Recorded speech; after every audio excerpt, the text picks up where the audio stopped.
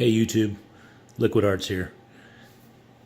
If you have a Nissan or an Infinity Keyfob like this and you need to change the battery, it's really super simple. Some other videos out there weren't too good. Thought I'd make one for you. First, take your hard key out. I'm sure most of you know how to do that already. Flip that, take your hard key out. If you look at this end, you'll see some grooves.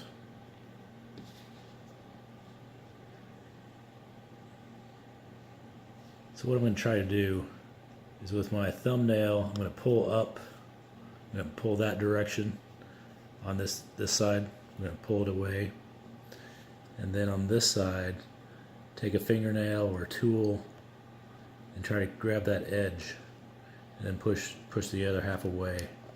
And these corners are the best place to split this thing. See that? There's your battery. It's normally a CR2032, and it just snaps right back together. That's all there is to it. Super simple.